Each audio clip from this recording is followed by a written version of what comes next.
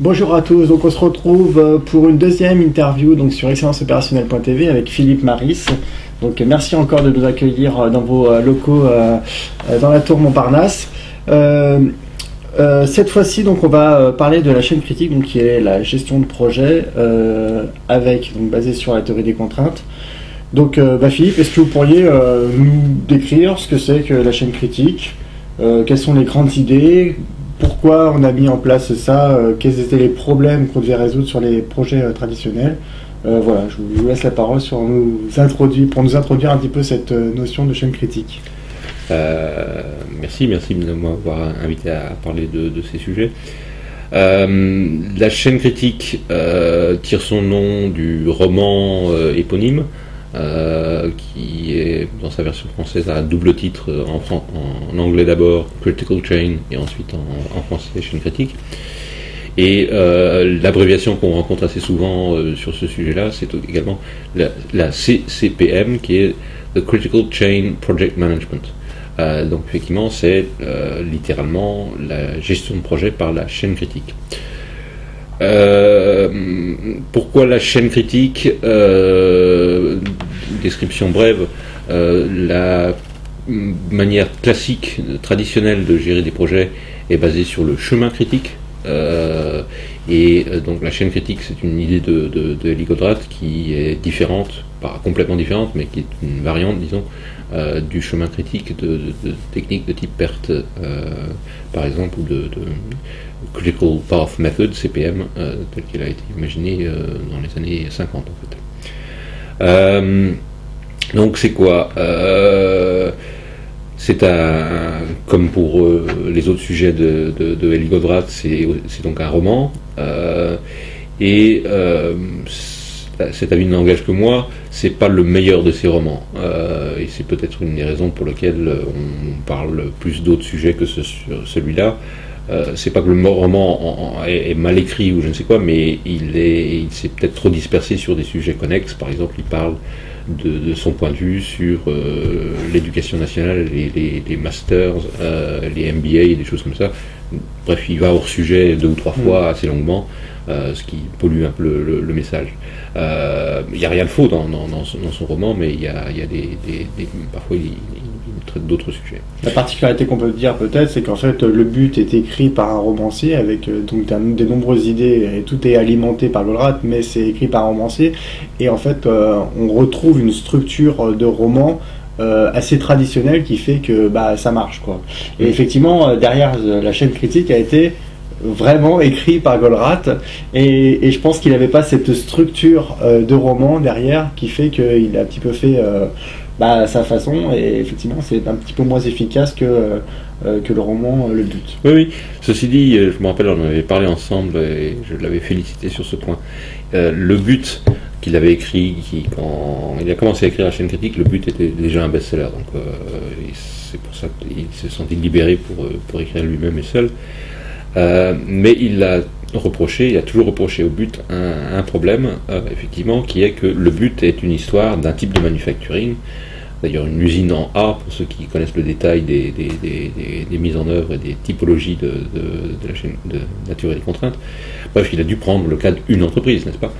Et il était très frustré parce que très régulièrement, des gens dont l'usine faisait tout autre chose, leur disaient oui, mais moi je fais pas ça, je fabrique des automobiles ou je fais des petits pois, etc. Donc ça s'applique pas chez moi.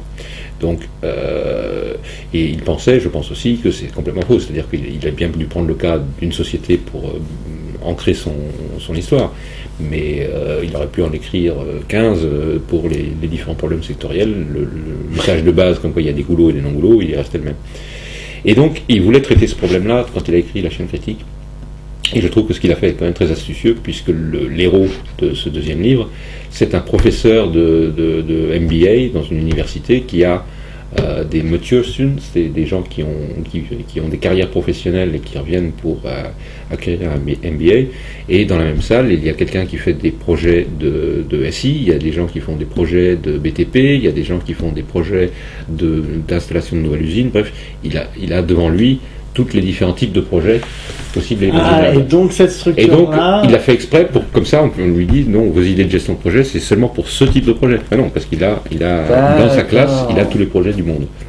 Et ça, c'était quand même très astucieux. Il fallait y penser, quoi. Donc, cet aspect-là est très réussi. Effectivement, maintenant, on comprend mieux la construction du livre à partir de cette Pourquoi, pourquoi est-ce qu'on est dans une école et pourquoi c'est un MBA? Parce qu'il s'est dit, tiens, le seul endroit où je peux réunir tous les différents types de gestion de projet, c'est dans une formation de MBA où les gens vont apporter leur cas de, tiens, moi je développe un logiciel, moi je développe un nouveau produit industriel, moi je construis un immeuble, moi je perce le tunnel. C'est vrai qu'il y a toute une phase dans le livre où on reprend les grandes thématiques de la gestion de projet. Effectivement, la gestion de projet est un petit peu la même dans tous les secteurs. Oui, et puis si vous regardez de près, c'est très bien fait sur ce point-là, où par exemple, il arrive à faire en sorte que le type du BTP va expliquer au type DSI pourquoi un projet c'est un projet et que c'est universel. Donc il y a quand même des perles dans la chaîne critique. Je ne dis pas du tout que c'est un livre à éviter. Si vous vous intéressez à ces histoires-là, il faut lire le livre, il faut le lire 3 fois, et comme le but d'ailleurs. Ces livres-là, soyons clairs, c'est des livres qu'on devrait acheter, lire, relire, et avoir au moins 3 exemplaires et en donner à ses collaborateurs tout le temps. Ces livres sont très importants. C'est des bonnes idées de cadeaux. Oui, tout à fait. Alors voilà, donc qu'est-ce qui différencie le PERT du Critical Shell? C'est de la théorie des contraintes, et donc la simple et grosse différence, c'est que là où dans une approche classique de gestion de projet, on va identifier toutes les ressources comme égales, on va pas les différencier. Dans l'approche dite de la chaîne critique, ces mêmes ressources, on va les regarder et on va se dire laquelle est la contrainte du système, laquelle représente la contrainte de capacité de ce projet. Et à partir de là, on est dans la théorie des contraintes, c'est-à-dire qu'on va traiter cette ressource d'une certaine manière, on va essayer d'optimiser son activité, etc. Et on va asservir tout le reste de son projet à cette ressource. Donc dans la gestion de projet, la ressource, typiquement, c'est l'homme, quoi. Ah, c'est beaucoup plus souvent, effectivement, dans les projets, je ne saurais pas décrire une statistique, enfin, si, je vais me lancer quand même, mais 90% des cas, on est face à des hommes, soit une petite poignée d'hommes, soit un service, un département, et effectivement, on n'est plus dans les capacités de machine. Ça peut arriver, hein. Il y a des projets en BTP où, assez classiquement, on a trouvé beaucoup de projets de BTP où la contrainte était la grue, par exemple. Donc voilà, oui. Une des tours là-bas a été construite en pratiquant la chaîne critique, et la ressource critique était la grue. Ah oui. Quand on commence à faire des tours à plus de 50 étages, etc., et qu'on est limité par la loi sur la vitesse de déplacement, etc., des choses, par la loi et par les lois de la physique, oui, c'est la grue. Mais du coup, on considère ça comme un projet et non pas comme une production? Le projet de construire l'immeuble qui est derrière là-bas, une des tours, a été déterminé avec l'analyse de la chaîne critique qui a dit que la ressource critique pour arriver le plus rapidement possible à l'inauguration de l'immeuble, c'était la grue, et qu'il fallait que cette grue ne perde pas une minute de production. Et ça a très bien marché, et le projet est terminé à l'heure, etc., etc. Mais voilà, c'était une grue. D'accord. Ou 2 grues, peut-être. Enfin, c'était le système de manutention qui étaient les contraintes du système. D'accord. Voilà, donc première chose, donc on fait on identifie dans l'ensemble des ressources d'un projet une partie des ressources, une toute petite partie, à nouveau comme dans les problèmes d'usine, il est rare qu'on puisse être confronté à des systèmes où il y a plus de 10% des ressources qui soient critiques. Très souvent, il n'y a qu'une de ces ressources qui est critique. Et on va gérer les choses avec cette vue duale, comme avec des règles différentes de gestion pour ces contraintes et le reste du système. On est d'accord que, contrairement à la TOC et le DBR avec un outil de production, sur la chaîne critique, cette ressource, elle peut fluctuer en fonction du moment dans lequel on est sur le projet. On va vraiment se focaliser sur le schéma critique, pour le coup. Oui, il faut effectivement quand même faire... Il y a différents on peut se retrouver confronté à différents cas de gestion de projet. On vient à l'instant d'évoquer le cas de construction d'un immeuble. Dans ce cas-là, effectivement, la contrainte va certainement varier d'un moment à un autre, c'est-à-dire que là, on vient de décrire la phase qui était la construction de l'immeuble, et pendant cette construction de l'immeuble, la contrainte était la grue, mais en amont, dans la partie conception détaillée des plans de ceci ou de cela, on va trouver des choses en général immatérielles ou humaines qui étaient les contraintes, du genre le délai pour avoir le permis de construire ou le délai pour détailler l'architecture de ceci ou de cela, etc. Donc pour un immeuble, on va certainement avoir dans le séquencement entre l'idée et l'inauguration différents types de contraintes qui vont succéder dans le temps. Ça c'est clair. Ce n'est pas le cas, par contre, d'une société industrielle dont les projets, c'est par exemple le développement de leurs produits, de leurs nouveaux produits. Là, probablement, on va trouver l'inverse, c'est-à-dire qu'il y aura une ressource ou deux ressources qui sont des contraintes, et c'est toujours les mêmes, année après année, décennie après décennie, et donc le détail de comment on gère ça est un peu différent, le principe de base est le même, mais un peu différent. D'accord. Et quand on parle de ressources, on parle de vraiment la personne qui va faire ça, dans le cadre d'un projet de conception, ou est-ce qu'on parle de la tâche à réaliser qui consomme de la ressource? Non, c'est bien la ressource. Donc c'est bien la ressource. Ressources humaines ou ressources matérielles. Un des cas aujourd'hui qui est souvent commenté en France est le cas de la société E2V à Grenoble qui a mis en œuvre la chaîne critique dans le développement de ses produits. Leurs contraintes, ce sont leurs bancs de test, par exemple. Donc c'est des machines. Mais j'ai eu d'autres cas à traiter où c'est... Vous avez parlé d'étuves aussi, oui, dans les phases de... Tout à fait. Par contre, je connais d'autres cas où ce sont des équipes, parfois seulement de 3 personnes, ou dans des plus gros problèmes, c'est un service de 30 personnes. Et c'est la somme de ces 30 personnes qui sont les ressources critiques. D'accord. Donc alors, donc on a eu un aperçu global de ce qu'était la chaîne critique. Qu'est-ce qui va changer quand on va utiliser la chaîne critique plutôt que d'une méthode de gestion traditionnelle? Les résultats. Et après, on va regarder pourquoi, qu'est-ce qu'on doit changer dans ce qu'on fait. Mais le plus spectaculaire, je pense, c'est les résultats. Le monde de la gestion de projet est dans un état aujourd'hui étonnant, dans le sens où tout le monde a à peu près perdu espoir de terminer ses projets à l'heure. C'est clair. Plus personne ne s'étonne du retard de tel avion. C'est vrai qu'on fait souvent la blague, si c'est pas en retard, c'est pas un vrai projet. Donc le nouveau logiciel ou soit il n'est pas mûr et il n'est pas débagué et on le sort quand même mais il n'est pas prêt, soit c'est le nouveau véhicule ou le nouvel avion ou le tunnel ou le ceci ou ça. C'est toujours en retard. Et c'est en retard, pas un petit peu mais beaucoup. Ça a coûté 2, 3, 10 fois le prix du budget initial. Et en plus, on a renié des spécifications, c'est-à-dire quand on a la belle idée du début et le produit qui sort, on est souvent déçu parce que pour sortir quelque chose, on a enlevé des choses. Donc ça semble être le quotidien inéluctable de gens qui gèrent des projets à peu près quels qu'ils soient. Donc ça, c'est le postulat de départ sur la gestion de projets traditionnels. Voilà, et au point où tout le monde abandonne, c'est pas grave. Personne ne prétend... comme ça, en abordant un nouveau produit, je vais lancer un nouveau produit et il va sortir le mardi 14 2013. Personne n'y croirait.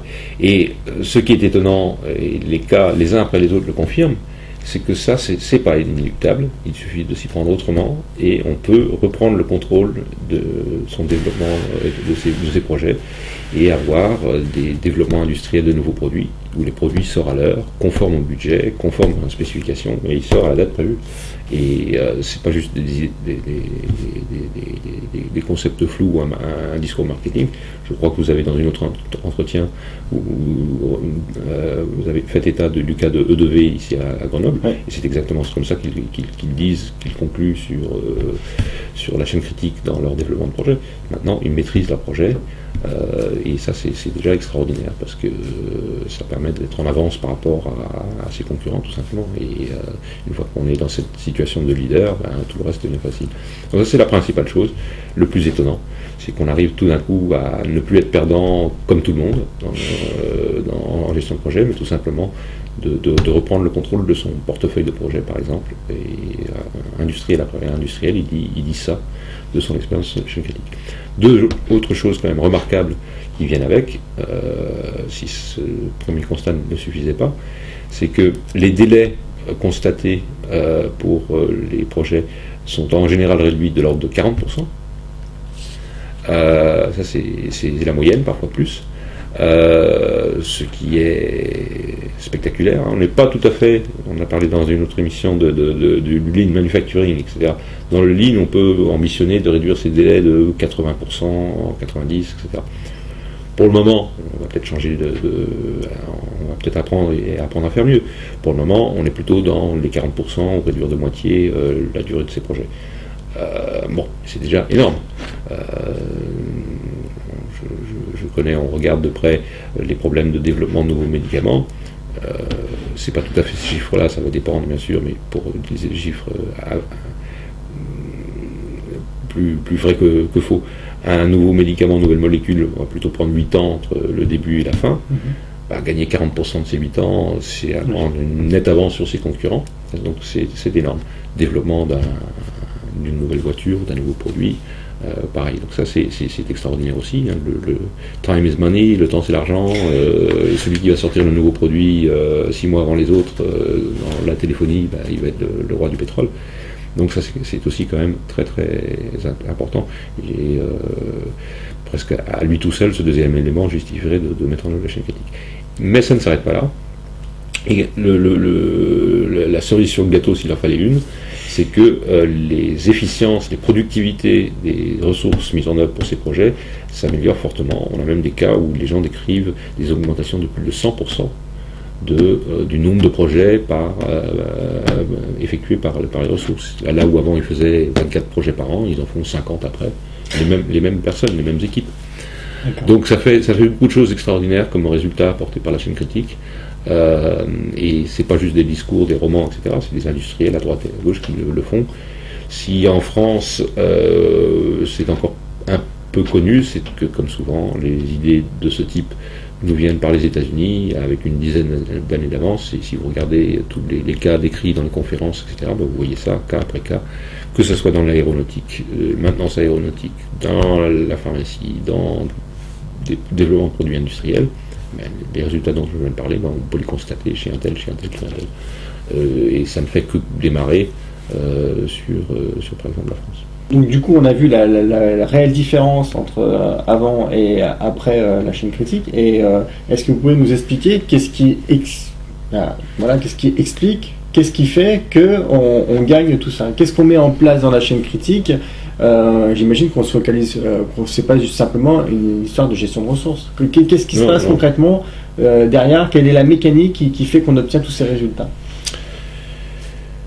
Les deux mondes du industriel et gestion de projet dans le domaine de la théorie des contraintes sont très très proches. Hein. C'est vraiment des cousins l'un de l'autre. C'est simplement qu'on n'est pas tout à fait sur le même sujet, mais les recettes sont les mêmes et les leviers sur lesquels on agit sont les mêmes. Prenons les différents éléments qui expliquent les résultats dont on vient de parler.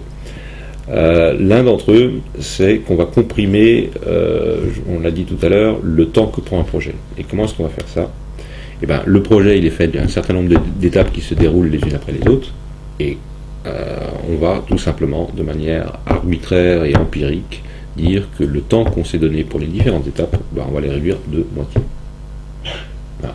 Donc là où l'équipe A qui faisait l'étape A dans le développement du produit, de prototypage par exemple, avant on leur donnait 6 mois pour le faire, maintenant ils ont 3 mois. Okay. Alors, non, j'ai pas fini. Donc, vous me poserez peut-être plus tard la question est-ce que le patron doit être d'accord, le leader, etc. Bah oui. Bah, c'est surtout les personnes. Ouais, non, mais comment les gens vont pas voter pour une telle idée. Donc, il faut que le patron leur dise non, maintenant, j'ai lu ce drôle de livre, ça marche chez mon concurrent, je vais faire pareil. Donc, on décide que toutes les différentes étapes du processus, on leur donne moitié moins de temps qu'avant. Ok. D'accord. Alors, logiquement, vous allez me dire, ça va pas marcher. Ça va être la cacophonie, puisque tout le monde, tout d'un coup, n'a plus le temps de faire son travail correctement. Ben non. Et analogie avec le monde industriel, c'est tout simplement parce qu'on confond dans ces histoires-là le temps qu'on s'est donné pour telle étape et le temps que ça prend. C'est-à-dire que dans les 6 mois initialement, devenus 3 mois pour faire le prototypage du produit, ben c'est pas 3 mois de boulot en heures continues de l'équipe, etc. C'est le temps que le service prototypage s'est donné pour faire le prototype de ce produit. C'est pas le temps sec, c'est pas le temps copeaux pour prendre l'analogie industrielle. Il y a du temps d'attente et du temps de production. Et il y a encore une grosse proportion de temps d'attente. Donc ce que on fait, et pourquoi ça marche, c'est qu'on n'a pas demandé aux gens de travailler 2 fois plus vite et de faire un prototype en 500 heures au lieu de 1000. On leur a dit simplement que vous allez perdre moins de temps à attendre ou ne pas le faire, etc. Donc ça, parfaitement de la même manière que dans le monde industriel, on dit on va perdre moins de temps à faire attendre le projet, attendre le projet dans les différents services. Donc ça marche. Donc, on fait cette première chose. L'autre point, qui est, on ne sait plus très bien où est la poule et où est l'œuf, c'est que les gens qui ont réussi tout ça, ils sont, je pense, pas tellement d'ailleurs que c'était si évident quand on a commencé la chaîne critique, mais c'est le constat des gens qui l'ont fait après coup, qui ont vu que c'était une des sources de progrès. Si on réduit de moitié le temps qu'on donne aux différents projets, on réduit de moitié le nombre de projets en cours dans un système. Si on réduit de moitié le nombre de projets en cours dans un système, on va réduire de moitié le phénomène de multitâche. C'est-à-dire qu'au lieu d'avoir 10 différents projets qu'on fait simultanément, en passant de l'un à l'autre, de l'un à l'autre, de l'un à l'autre, on va plus qu'avoir que, par exemple, 5 projets. Et donc le phénomène de multitâche va être réduit de moitié également. Et je répète, je ne suis pas sûr que c'était si évident que ça quand on a démarré, mais c'est devenu évident après 20 ans de mise en œuvre de ces choses-là. Le multitâche, il tue les projets. En fin de compte, dans ces systèmes, prenons le cas que je connais le mieux, qui est le développement de produits industriels, le portefeuille avec ses, par exemple, 50 différents projets de produits dans le système, il est sans cesse secoué parce que les priorités données par le management, le top management, le marketing, le ceci et cela, elles changent de mois en mois en mois. Et donc tout d'un coup, le produit A, c'est la priorité, après c'est le produit B, après il y a le marketing qui téléphone, c'est le produit C, après le concurrent, il sort un produit, etc. Donc c'est encore autre chose. Donc on passe son temps à faire des petits bouts de machin et de passer d'un sujet à un autre comme ça.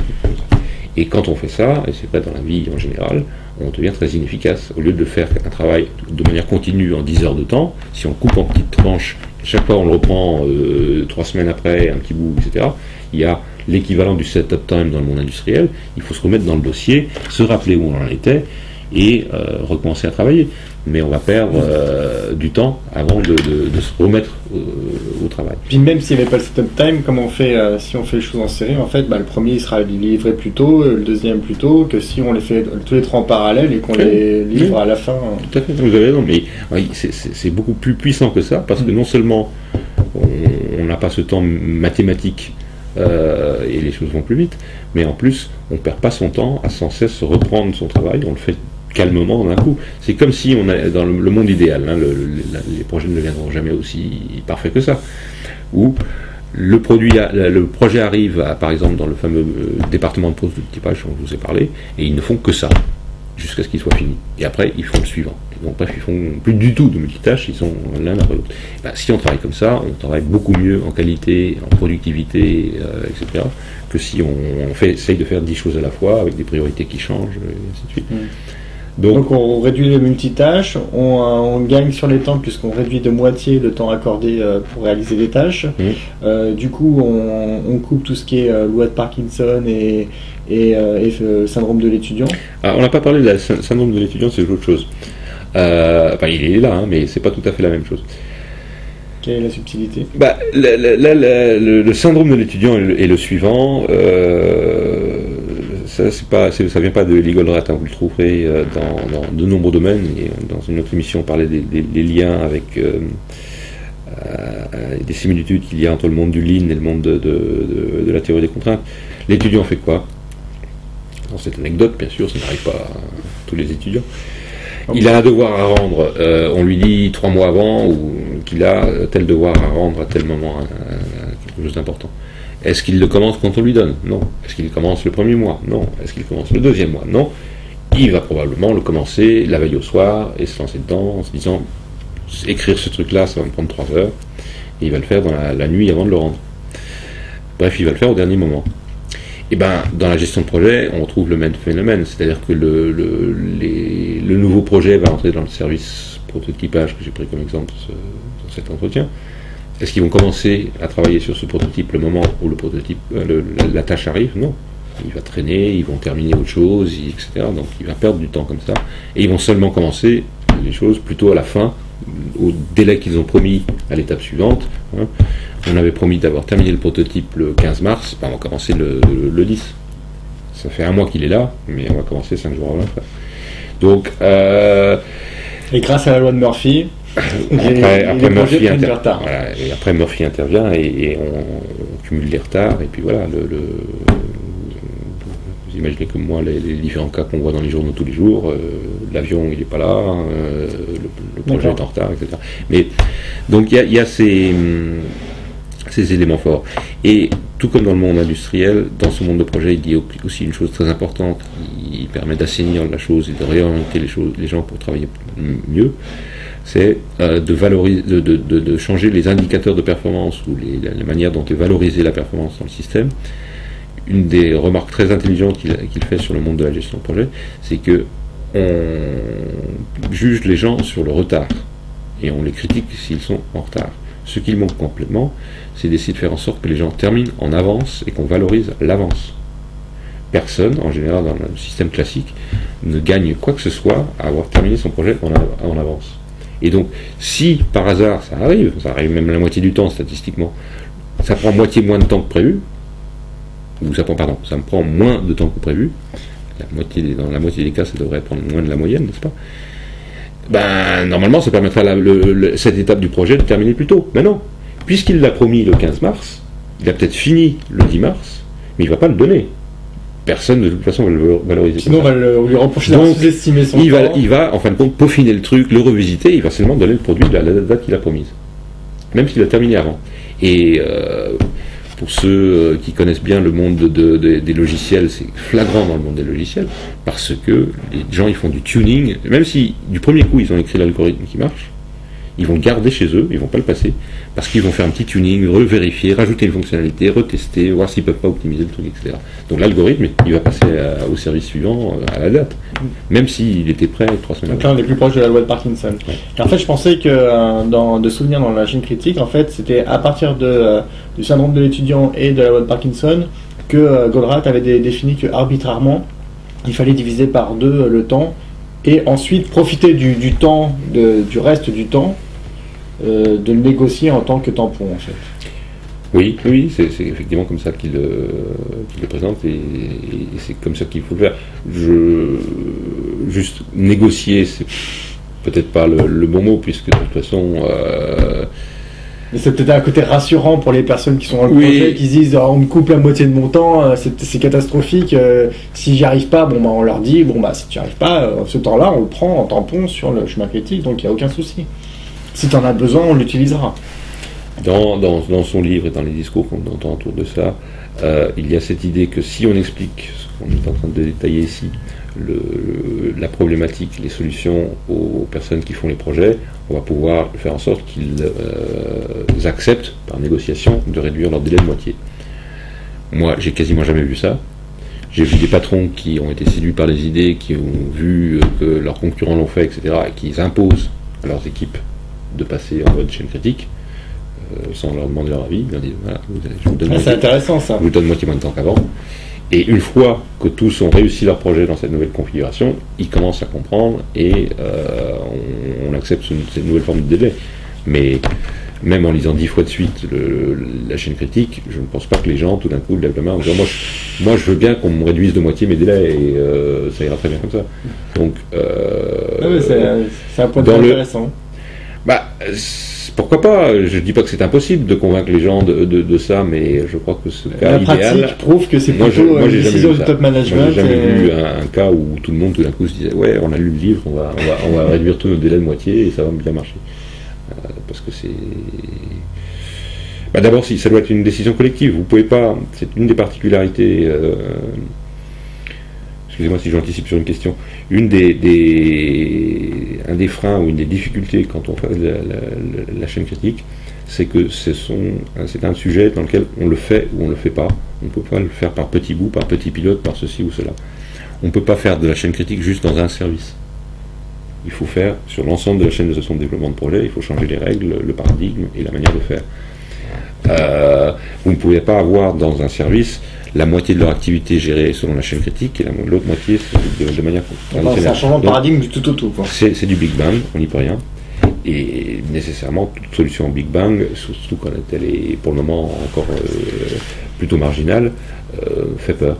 Et je pense que l'une des raisons pour lesquelles ça a pris pas mal de temps à éclore la chaîne critique, c'est qu'on ne peut pas se tester comme ça dans un petit coin sans faire de mal à personne. Il faut y aller. Et ça nécessite, là aussi on en a parlé dans un autre entretien, ça nécessite de l'audace managériale qui n'est pas toujours au rendez-vous. En fait. D'accord. Alors quand on a cette audace managériale, une fois qu'on a décidé de faire le pas de faire ces Big Bang, comment concrètement ça se passe et qu'est-ce qui va changer au jour le jour dans cette nouvelle gestion de projet? Quels vont être les indicateurs de pilotage? Comment on va savoir qu'on consomme de la ressource tampon ou pas? Comment on va savoir si on est en retard ou si on est bon sur le chemin critique? Comment tout ça se gère? Est-ce qu'il faut un outil spécifique? Est-ce que ça se gère sur Excel? Comment tout ça se gère? La question de l'outil, comme sur beaucoup de sujets, ça dépend un peu de la complexité de ce qu'on a à gérer. Hein. Effectivement, on peut soit de manière manuelle, soit avec Excel, soit avec des logiciels dédiés de chaîne critique gérer ça. On sait que ça existe. Avec du management visuel aussi, ça peut se faire. Oui, tout à fait. On peut, si on est dans des cas restreints, dans un périmètre restreint, on peut tout à fait le faire à part management visuel. Quelque chose d'un peu plus compliqué, on va être plutôt dans les solutions Excel, et puis si on est dans quelque chose de multisite avec 200 intervenants et 50 projets, probablement on va envisager de mettre en œuvre les différents logiciels qui existent, qui permettent de traiter ça, des logiciels de gestion de projet qui intègrent la fonction chaîne critique. Alors, qu'est-ce qu'on fait? On va en fin de compte, quand on a décrit la manière de faire, on a dit qu'on va couper le temps des tâches en deux. En fin de compte, on va récupérer une partie de ce délai. Hein. Si on a par exemple des projets qui en moyenne se déroulent sur 8 mois, on va passer à 4 mois de délai sec, mais on va garder une partie de ce temps, par exemple 1 mois, qu'on va mettre en buffer. On retrouve le même principe de buffer qu'on a décrit dans la partie manufacturing Jump Buffer Up. On va mettre un buffer qui va protéger la ressource critique. D'accord ? Pour reprendre le cas que vous commentez dans une autre émission de E2V, ils avaient dans la gestion de leur projet, c'était les bancs de test qui étaient les contraintes, et donc ils avaient organisé l'ordonnancement ou la planification de leur projet, de sorte à ce que la matière qui arrive pour être testée, les projets qui arrivent pour passer en test, arrivent avec un certain temps d'avance. Donc on a ce temps-là, et dans le pilotage des projets, on regarde en fin de compte si les projets sont en avance ou en retard par rapport au déroulement qui était prévu dans leur chaîne critique. Un tableau de bord spécifique pour ça ? Oui, on a un nouveau tableau de bord qui regarde le déroulement dans le temps de son projet à travers la chaîne critique. Là, pour le coup, ça ressemble quand même au chemin critique. Hein. C'était les 9 dixièmes d'un chemin critique sont dans la chaîne critique. C'est des choses très proches. Et après, on regarde s'ils sont en avance ou en retard. Et on se concentre sur les projets qui sont le plus en retard dans son portefeuille. Là, je parle d'un cas de gestion de plusieurs produits, plusieurs projets simultanément. Qu'est-ce qu'on a comme indicateur Donc on a un tableau qui montre, selon l'évolution de son projet dans le temps, je vais essayer de le faire dans le sens inverse. On a le projet qui démarre ici et dans son déroulement dans le temps est comme ceci, et on monte sur l'autre axe et on regarde s'il est en avance ou en retard. Et normalement, si les choses se passent bien, le projet il va monter en diagonale à travers ce graphique. Et on regarde les projets qui dérivent, c'est-à-dire qui prennent du retard et qui sur ce graphique n'avancent pas assez. D'accord, et pour les ramener dans le tableau.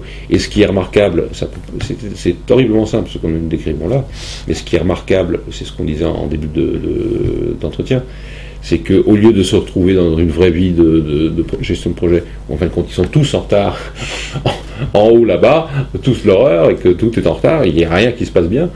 Un projet géré selon toutes ces règles de la gêne critique, vous allez avoir la vaste majorité, plus de 80% de vos projets qui vont avancer tranquillement et se terminer à l'heure, et vous faites du exception reporting, où vous regardez, tiens, sur mon portefeuille de 20 projets, il y a celui-là qui risque vraiment en retard, celui-ci qu'il faut quand même que je m'en occupe, et celui-là, et voilà, j'ai 3 sujets sur 20, le reste je peux l'ignorer. Et donc je vais, de manière tout à fait classique, regarder comment je peux augmenter les ressources si c'est ça la solution, ou s'ils ont rencontré un vrai problème, je ne sais pas moi, le développement de ce projet, la fonctionnalité s'est avérée impossible. On pensait qu'avec tel gadget électronique on allait pouvoir faire ça ou ça ou ça. C'est pas possible. Donc le projet il connaît un vrai problème de principe. Voilà, donc comment on pilote ça. Et ça peut paraître horriblement simple, mais il faut voir ces différents tableaux pour comprendre que c'est possible. On a l'essentiel de son travail qui se déroule normalement, et on fait du exception reporting et du management sur les quelques cas qui nécessitent d'être réajustés d'une manière ou d'une autre. Effectivement, en vous écoutant, moi j'ai vraiment l'impression que c'est pas si compliqué que ça, que globalement le projet se déroule comme il doit se dérouler, chacun fait les tâches qu'il a à faire.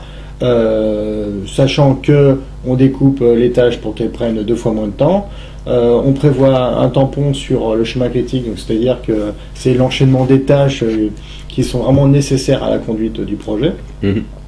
Et puis ensuite, donc, on a ce tableau de bord là qui nous permet de piloter, savoir les différents projets, où est-ce qu'ils en sont, s'ils sont plutôt dans la zone rouge, c'est-à-dire qu'on a entamé du buffer sur la chaîne critique, ou si on est plutôt dans le vert, et donc on suit ça au fil de l'eau, et ce qui fait qu'à terme, donc au bout du projet, on est censé être dans le vert et avoir un projet temps. Tout à fait. Et en vous écoutant, ça me fait penser. Si je souris, c'est parce que c'est comme d'habitude avec Kelly Goldratt.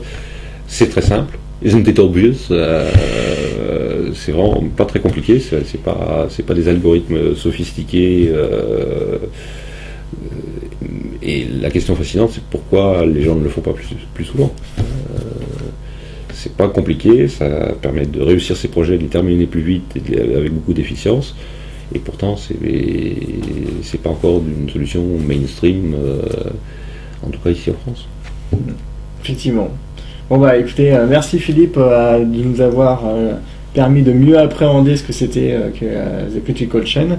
Je pense qu'on a fait vraiment un large tour sur la question. Là encore, c'est un sujet sur lequel il y aurait beaucoup à dire, mais je pense que ça donne un premier bel aperçu. Donc merci pour cette interview, et je vous dis à bientôt pour une autre émission sur excellenceopérationnelle.tv. Merci beaucoup. Merci.